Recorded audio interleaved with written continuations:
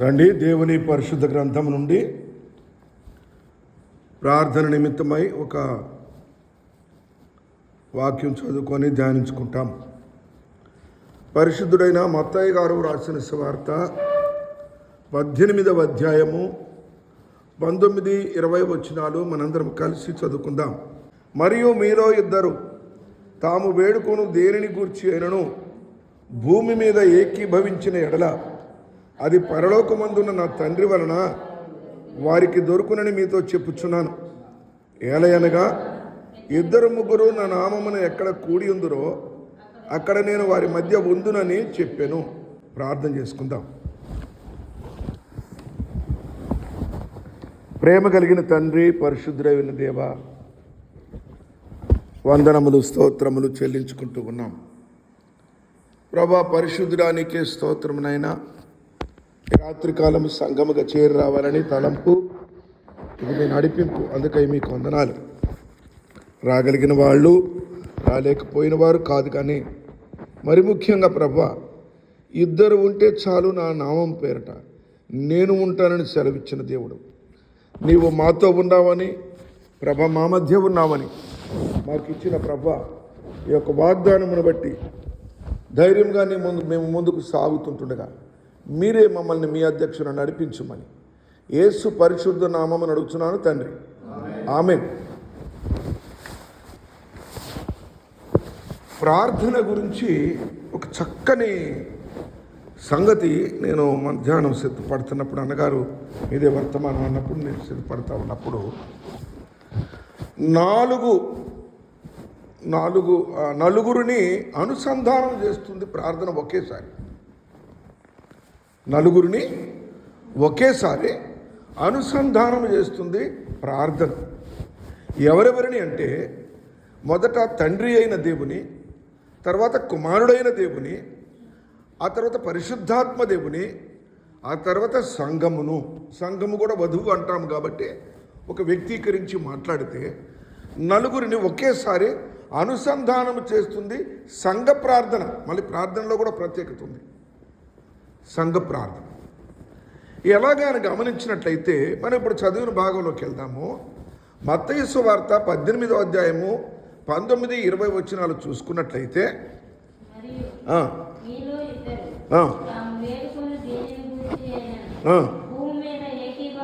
మొట్టమొదట మీరు కనీసం ఒక ఇద్దరు ఉంటే ఆ ఇద్దరు ఏం చేయాలట? ఏకీభవించాలి. ఏకీభవించుట అన్నప్పుడు వారి ఉద్దేశములు వేరుండొచ్చు, వారి మనస్సులు వేరుండొచ్చు, వారి ఆలోచన వేరుండొచ్చు, వారి జీవన విధానము వేరుండొచ్చు కానీ ఒకసారి ఒక తాత్పర్యంతో, ఒక ఉద్దేశంతో వారు కలుసుకున్నప్పుడు, మోకరించినప్పుడు అనేది కండిషన్ ఇక్కడ. కనుక మొట్టమొదట ఇద్దరు కలిసినారు అంటే దాన్ని ఏమనొచ్చు మనం అంటే ఒక చిన్న సంఘముగా అనుకోవచ్చు. ఇద్దరు లేక ముగ్గురు. అమ్మ చదవండి.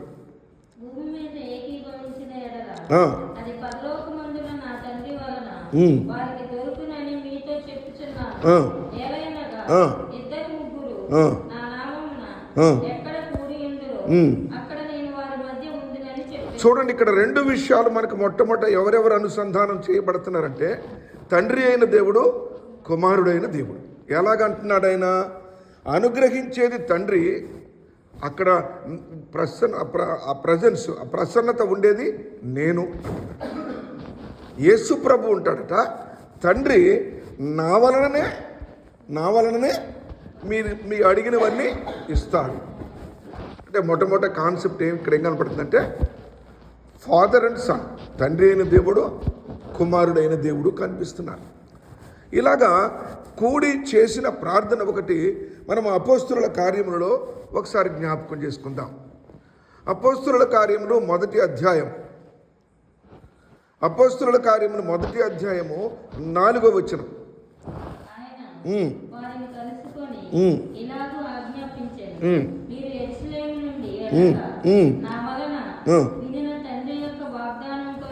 తండ్రి యొక్క వాగ్దానము కొరకు కనిపెట్టుడి.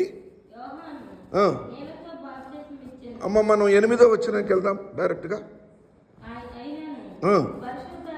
పరిశుద్ధాత్మ మీ మీదికి వచ్చినప్పుడు మీరు శక్తి నొందుదురు. ఇప్పుడు ఇక్కడ ఒక మాట వస్తూ ఉంది మనకి, ఇక్కడ స్పష్టంగా కనబడుతున్న మాట ఏంటంటే, ఇక్కడ అమ్మా తండ్రి యొక్క వాగ్దానము నెరవేర్చబడుతుంది. ఎలాగంటే పరిశుద్ధాత్ముడు మీ మధ్యకు వస్తారు.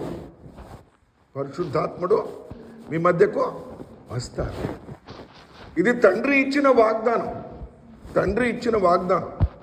ఒకటి, తండ్రి ఏది అడిగినా ఎప్పుడు ఇస్తాడంటే, నేను మీ మధ్య ఉన్నప్పుడు, మీరు ఏకీభవించినప్పుడు, నేను మీ మధ్య ఉన్నప్పుడు. ఇప్పుడేమంటున్నారంటే, మీరు ఎలాగైతే ఇక్కడ కలుసుకున్నారో అలాగే వెళ్ళి నిలిచి ఉండండి, ప్రార్థనలో కొనసాగండి. అప్పుడేమంటున్నాడంటే, ఇప్పుడు ఎవరు వస్తారు? పరిశుద్ధాత్మ దేవుడు వస్తారు. చదవండి.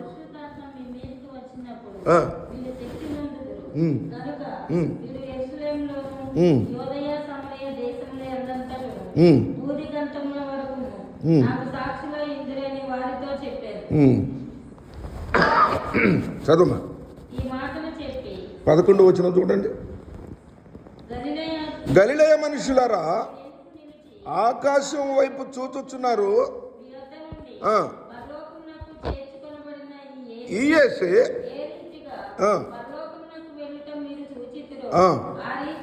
ఆ రీతిగానే ఆయన తిరిగి వచ్చునని రెండవ రాకడ ప్రకటన కూడా అక్కడ సంఘముగా వారు చేరినప్పుడు, ఆయన దగ్గర కూడుకున్నప్పుడు రెండవ రాకడ ప్రకటన కూడా వారికి ప్రకటించబడతా ఉంది. మనం మత్తయి సువార్తలో చదివినప్పుడు ఏం ప్రకటించబడింది, ఏం తెలియపరచబడిందంటే, మీరు ఏకీభవిస్తే నేనుంటాను, నేనున్నానని గుర్తెరిగి నా ద్వారా అడిగితే తండ్రి మీకు అడిగినవన్నీ ఇస్తాడు. అక్కడ తండ్రి కుమారుడు కనబడుతున్నారు. ఇక్కడ పరిశుద్ధాత్ముడు సంఘము కనపడుతున్నారు. పరిశుద్ధాత్ముడు మీ మీదికి వస్తాడు, మీ సంఘములోకి వస్తాడు, పరిశుద్ధాత్ముడు వస్తాడు అన్నప్పుడు ఇక్కడ ఒక చక్కని మాటను మనం జ్ఞాపకం పెట్టుకోవాలి. అమ్మ, అందరూ పరిశుద్ధులేనా కూడుకున్నోళ్ళు? 13వ వచనం చూడండి.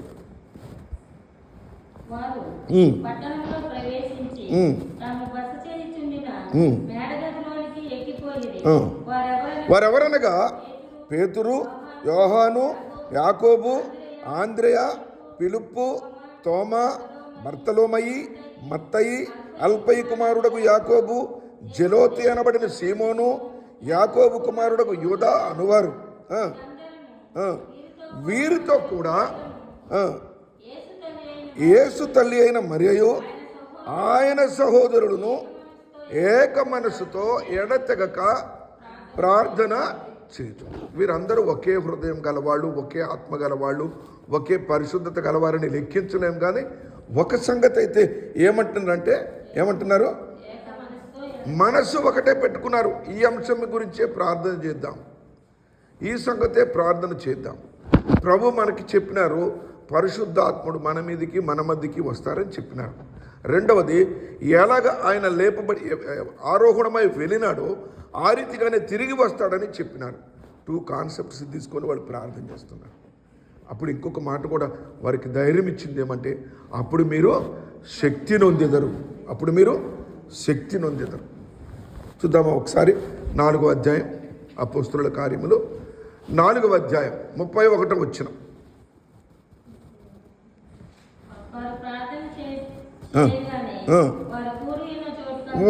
వారు కూడి ఉన్న చోటు కంపించెను. వారందరూ, చూసారా, నెరవేరింది. వారందరూ పరిశుద్ధాత్మతో నిండిన వారై దేవుని వాక్యమును బోధించిరి. ఎంత చక్కని సంగతి. మనము ఒక సంఘ ప్రార్థన యొక్క క్రమములో, సంఘ ప్రార్థన యొక్క మర్మం ఎరగాలంటే, మొట్టమొదటి మర్మం ఏం ఎరగాలంటే, the presence of Lord Jesus is always there. ఇద్దరు ఏకీభవిస్తే చాలా అన్నారు ఆయన. ఇద్దరంటే కూడా చాలా అన్నారు ఆయన. అంతేనా? అంతకంటే ఎక్కువ ఉందా? ఇద్దరు తాము వేడుకొను దేనిని గూర్చి అయినను భూమి మీద ఏకీభవించిన ఎడలా. ఇద్దరుంటే మూడోదిగా యేసుక్రీస్తు ప్రభు యొక్క ప్రసన్నత, ఆయన ప్రజెన్స్, ఆయన యొక్క హాజరు ఉంటుంది అక్కడ. రెండవది, అక్కడ ఏమంటున్నారంటే, అదే సమయంలో నేను మీ మధ్య ఉంటాను, మీరు వేడుకుంటారు, కానీ తండ్రి గురించి అప్పటికప్పుడు చెప్తున్నాడు. నేనుంటే మీరు అడిగేయన్ని తండ్రి ఇస్తాడు మీకు. నేనుంటే మీరు అడిగేయన్ని తండ్రి ఇస్తాడు. రెండో మాట ఏమన్నాడంటే, మీరు ఎలాగైతే ప్రార్థన ప్రారంభించారో ఇక ఇప్పుడు నిలిపివేయొద్దు. నేను ఆరోహణమై వెళ్ళిపోయానని ఇక అయిపోయింది, ఈ పరిచర్య క్లోజ్ అయిపోయింది అనుకోవద్దు. మీరు నిలుచుకోండి, పరిశుద్ధాత్ముడు మీ మధ్యకు పంపబడతాడు. ఎందుకనంటే అక్కడ కూడా తండ్రి వాగ్దానం చేస్తారు. చూడండి, తండ్రి కుమారుడు పరిశుద్ధాత్మ, తండ్రి కుమారుడు పరిశుద్ధాత్మ కలుసుకునే ఉంటుంది ఎక్కడికైనా. అందుకే త్రిత్వం అంటారు. త్రిత్వం అనే పదం కూడా ఉన్నది, అది తెలుగులో తర్జుమాలు లేదు. కనుక ప్రియులరా, ఎంత ప్రాముఖ్యమైనది అంటే ప్రార్థన. ఆశ్చర్యమైంది. నేను ఈ వాక్యం సిద్ధపడ్డం, నేను ఎప్పుడేమనుకున్నా అంటే ఎడతెగక ప్రార్థన చేయండి, తెల్లవారులు ప్రార్థన చేయండి, వచనాలని చాలా వచ్చి మనకి ఏదో ఒక వచనం చెప్పొచ్చు. But when I'm preparing with these verses I could understand Lord, God the Father, God the Son, God the Holy Ghost, 3 will come together when it is church assembly prayer. కనుక ఈ కాన్సెప్ట్ చాలా గొప్పది, చాలా పెద్దది, చాలా ముఖ్యమైనది.